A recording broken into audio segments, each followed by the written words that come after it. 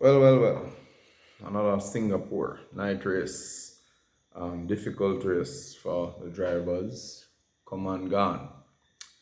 Um, Let me start by saying congratulations to McLaren, of course, and Norris. To say dominant would be an understatement. Norris basically could gap the field at will. Very telling was a communication between him and his engineer at some point when he said, what level are you at now? And he said, a six. And he said, all right, you can up it a little and just put on the gap. Now, the gap he is requesting is, I think, 15 seconds. And he wants that before the first tire stint is done. He wants that from Max Verstappen in a Red Bull who was running behind him. At that point in time, I think he was just a couple seconds behind. And so said, so done. Within a few laps, Harris was like 20 seconds ahead. Speculation, and it's reasonable based on what we saw, is that when he said he's at six, he means literally like at 6/10. That's crazy. If that is what that car is capable of, boy, I mean, the season, there's no doubt as to what is going to come. But there are a couple of wrinkles to that. Um, there's a couple of wrinkles to that. For example, this wing thing that we see going on. Now, unlike the brake situation the other day, which was essentially purely speculative. There's no proof that any team was using it. Not just Red Bull. The other couple other names were called. There's no proof that any team was using that.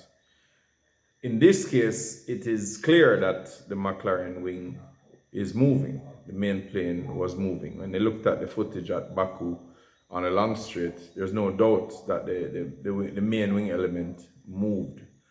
And the thing about that we need to remember is even though the test for that wing gap is based on a static test, let us not forget the spirit of the rule. Because last year, Lewis Hamilton was disqualified for having a wing gap that I think was just like a millimeter or less than a millimeter too large based on the static test. Now, what that means is that it's a measurement that the FIA places a very heavy significance on because it greatly impacts upon the performance of the car and of the wing. So if you are going to disqualify somebody for having a gap that's less than a millimeter larger than spec, how are you going to treat someone, a team, I should say, that has a wing that's opening several millimeters at speed? And so I think there's a legitimate cause for concern there. And even though the rule didn't address the dynamic deflection, it only addresses the static deflection apparently.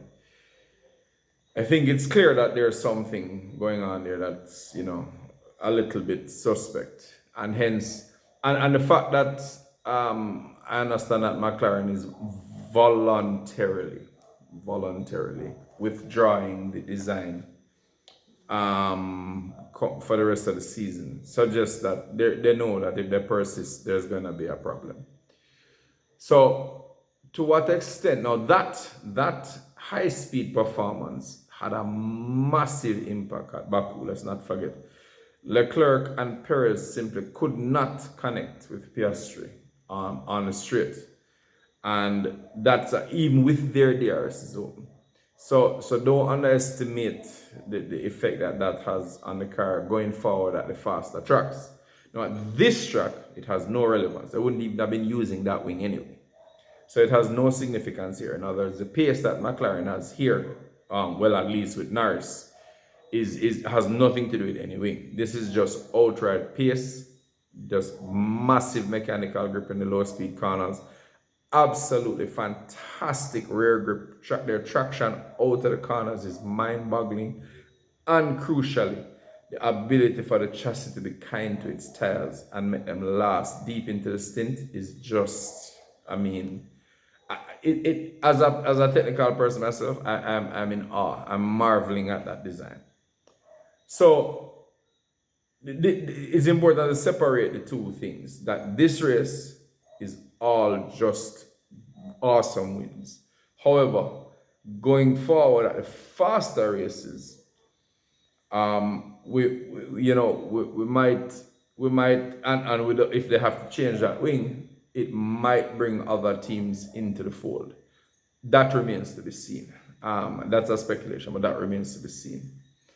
Having said that about Norris and McLaren's window, I was a little underwhelmed with the race. The race itself, it was good in the sense that I'm glad that Norris won. I mean, I really want the championship to be a fight, of course.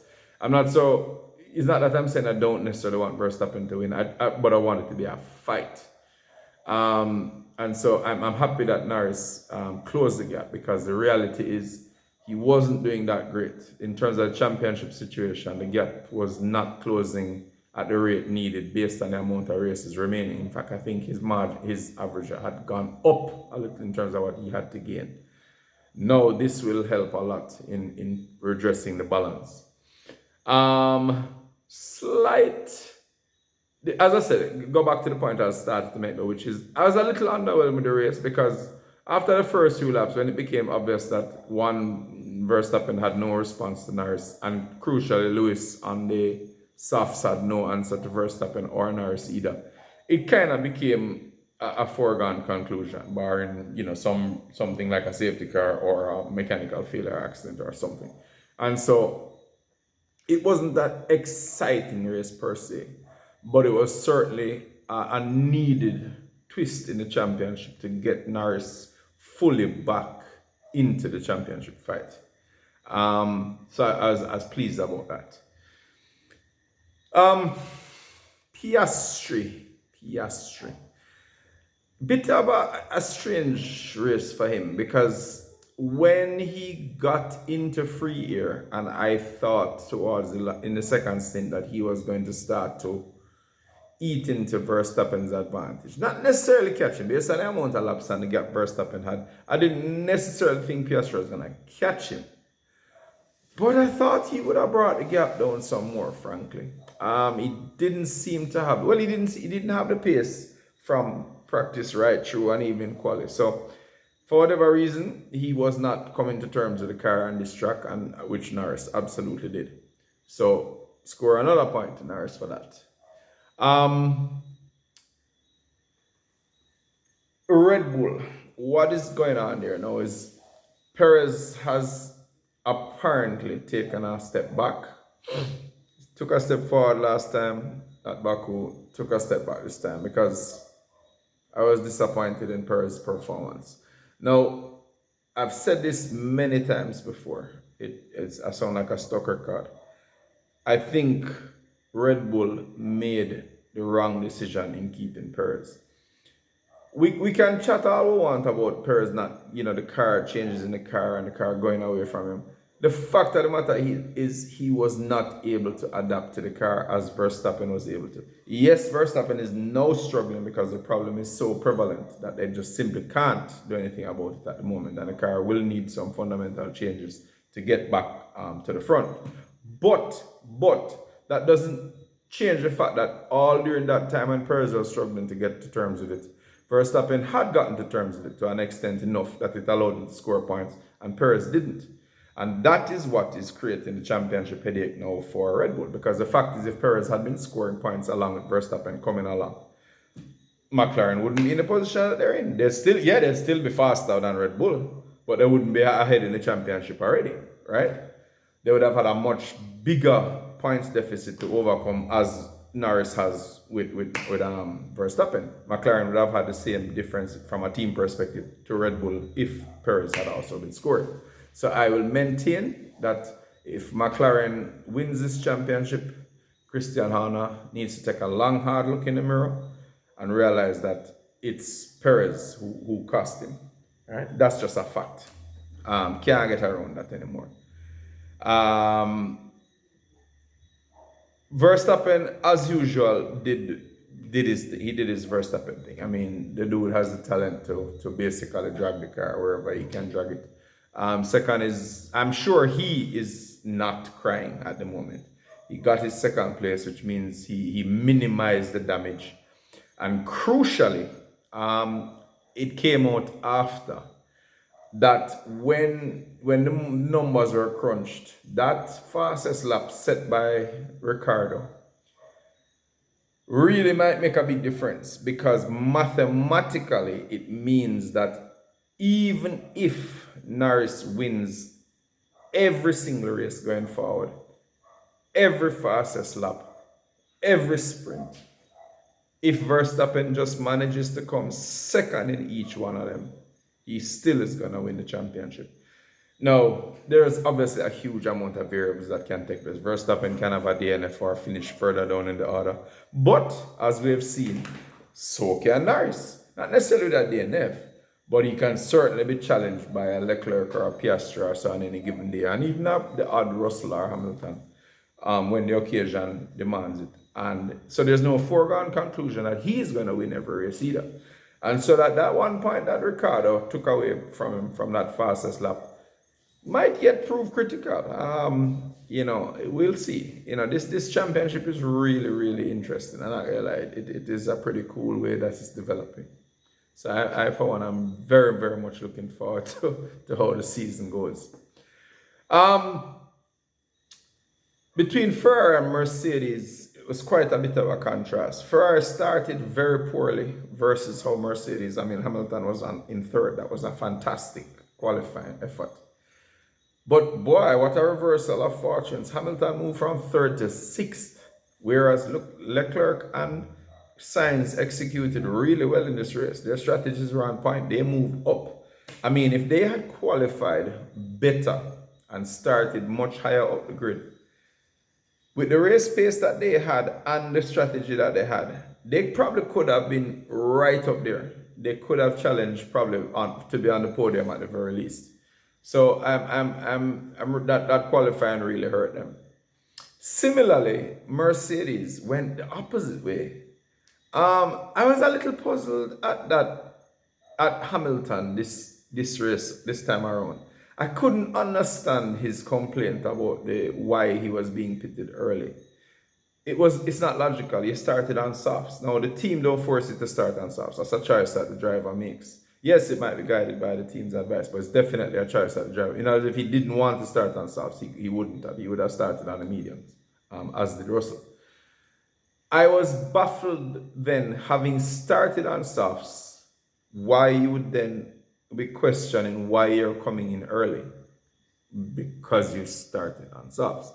So it wasn't clear to me why he was complaining. And he complained repeatedly for several laps about, being pitted early. I didn't get that. I really didn't. And it wasn't even like he was the first, and Sainz had pitted before him, and Sainz had started on medium. So I didn't quite understand what his issue was, but it is what it is.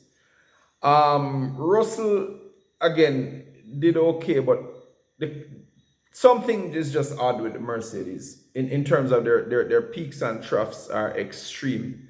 Every time you think they've got a handle on it, and sometimes they'll even do a couple of races where they do well, and it prompts me to say, okay, here's a trend and they're doing well. They then do something weird and they go backward. Now that could be track specific, of course, but it's still odd. That level of inconsistency speaks to a lot of guesswork on the part of the team and the engineers. So not quite sure what's going on with Merck. That pretty much covers the top teams. I would say that Williams did well. Colapinto again. Wow, that guy is just impressive. When you hear Perez saying, "Ooh, that guy is good," yeah. This is a new guy, brand spanking new, zero, experience in F1. Really, really, really running well. Alonso drove well. The mid pack was good. Hulkenberg, boy, that guy is good. Hulkenberg impressed me this race. Deeply impressive. Flip side of that is V-Carb. Talk about going backward. I mean, I was just talking about Mercedes. Oh boy, V-Carb was like 10 times worse. They were great in practice. We had such high hopes for them. Just went like it's like they had 7 reverse gears in the box. Didn't understand that. Just clearly they went totally in the wrong direction with their setup, and they paid a heavy price. Usual suspects around the box, Stroll and Bottas and the whole crew around there. Yeah, definitely not on. But overall, it was, as I said, it wasn't an interesting race. I wasn't that impressed with it, and it was excellent for the championship, but not necessarily excellent as a race. What can I tell? What more can we say about it? I just think it's the championship is really what it's all about at this point. We'll see what happens with the manufacturers and see if this wing thing affects McLaren on the higher speed tracks, and then we'll see what happens in terms of can Lando consistently finish 6, 7, 8 points ahead of Verstappen. That's really what is going to be the talking points going forward for each of the upcoming races. I think a couple of things I probably want to touch on, and that is firstly with Norris. Now, this is a guy that I have a lot of time for. I think he's really a good driver. I think he's very fast, and I think his speed, his natural smoothness and speed is allowing him to exploit the speed of the McLaren. But what is going on in his head? Those 2 mistakes he made hitting the wall when you're leading by miles. I mean, 1 is bad, but 2? That's incomprehensible to me. Where is his head, man? Where is his concentration? What on earth is going through this dude's brain when you're leading by that much? This is your perfection. You literally have 7 or 8 points in the palm of your hand. What are you doing? 2 times touching the wall. That, I gotta tell you the truth, that gives me pause to really question if this guy is ready for this championship. Mentally. As I said, he clearly has the driving ability, but mentally, I just don't get it. I don't know what he's on. Second thing I wanted to touch on was this Verstappen. I don't know if it's a penalty is the right word. Punishment. This community service thing. Now, I'm in 2 minds about it. Firstly, I have a big problem with the driver radio being punished if you say something that is either a bad word, so to speak, or you might say something that's contrary to like a tire manufacturer. Like Russell had to be very circumspect recently because he had gave some details about the inconsistency of the Pirellis. I think it was in Canada, might have been, and he got a really hard time and he had to backtrack on it. I have a problem with that. I don't like when drivers have to always be on their P's and Q's because of corporate sponsorship or political correctness, for want of a better term. I have a problem with that. However, in terms of the press conference specifically, I do think you should have some rules of decorum in a press conference. I don't think cursing about her in a press conference is appropriate. I would make a huge distinction between a press conference like TV broadcast versus a radio, a team to drive a radio message that ends up being broadcast. And so I don't think the 2 are comparable. I think FIA trying to regulate the team to driver communication in terms of the tone of voice or what's being said or so is out of line. FIA needs to get out of that. then that's not their business. If you have that much of a problem with it, delay the broadcast and bleep out what you want or whatever. But don't try and tell the drivers how to speak or punish them if they say something that you don't like. That to me is a gross intrusion upon how the team should function and so on. However, they do absolutely have the right to set rules and standards for their press conferences. And I think so. As I said, I have no problem with him being punished for that. Having said that, though, I do. The irony of the inconsistencies there is mind-boggling because I can recall as recently, I think it was it Vegas last year or quite recently, Toto Wolff used the same language in a press conference. This is a team principal, cursing a FIA press conference, and I don't recall hearing any punishment for that. So yeah, well, I do think that in general, I have an issue with how this situation is being dealt with. But I do agree with the press conference one in terms of language. I do think that is a valid concern that FIA has, and it needs it. Now, whether it warrants a punishment, could it have simply been a reprimand? Could it have been a talking to say, hey, we'd like you to do this or that? Or that's a separate thing. And yeah, I think we could, probably look at it that way as well. But that it should be dealt with in some form or another, I agree. So, yeah, that's my 2 cents on a couple of issues. Let's see what happens going forward.